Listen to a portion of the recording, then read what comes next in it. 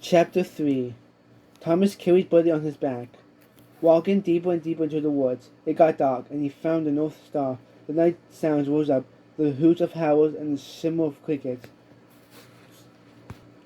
Animals shrieked and howled. His back ached from carrying Buddy. His muscles twisted into knots of pain, but he didn't stop.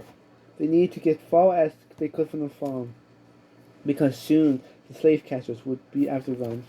Clem had told Thomas about those men who chased down runaway slaves and collected rewards for returning them to their owners.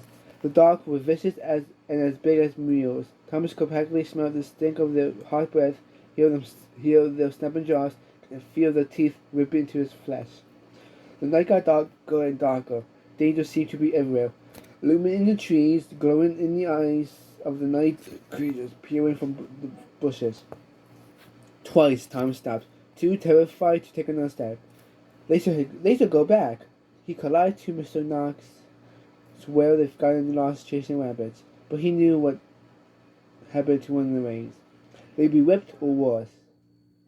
Thomas kept going. Finally, the sun started to rise. The shadows disappeared, and the birds started singing. In the distance, Thomas saw fields and farmhouses.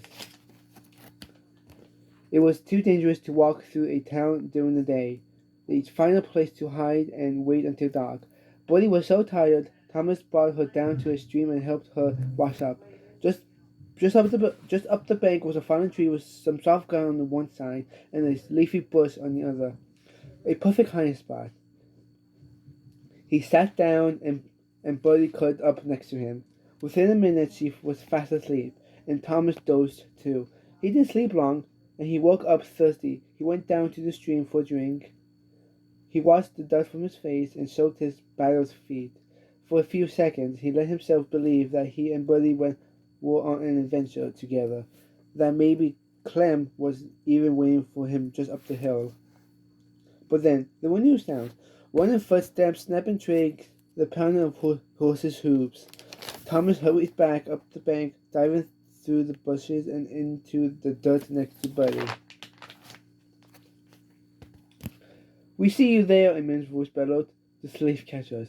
A wave clicked. "Come on now," another voice snarled, "or we'll shoot you." Chapter 4. Buddy looked at Thomas, too terrified to even cry. "They won't hurt us, Buddy," Thomas whispered, praying this was true, trying to keep his voice steady. But his entire body was trembling.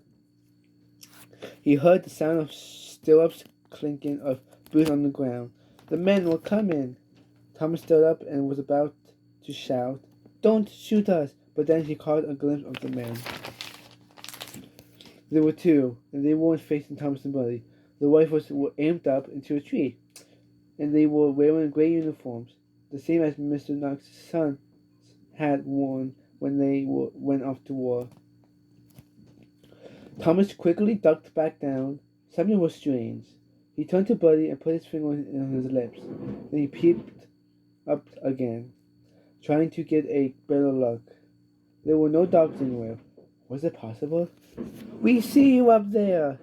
One of the men called up into the tree. "Get down now or we'll blow you to pieces." They were not slave catchers, they were soldiers. They weren't looking for Thomas and Buddy, but who were they chasing? Thomas studied the men. One of them was tall, with a straggly beard. The other was skinny, with a bushy brown mustache. Those were rustling in a tree. The men stood beside. A boot appeared, and then someone dropped onto the ground. A man. He looked to be around Clem's age. He wasn't tall, but he looked powerful. His face was smudged with dirt, and his tangled brown hair was managed with leaves. He was wearing a uniform too, a dark blue one. It was torn and soaked in sweat. His expression was fierce as he slowly rose to his feet. Thomas guessed he was a Yankee, a soldier fighting for the North. Thomas didn't know much about the war, just that the North and South were fighting against each other. He had no idea why. Suddenly, Buddy started to whimper. Thomas ducked down, pulling her to him. And then he saw what Buddy was whimpering about. The biggest dunk he'd ever seen was only a few feet from them. Those were in the leaves, It didn't seem to notice Thomas and Buddy yet.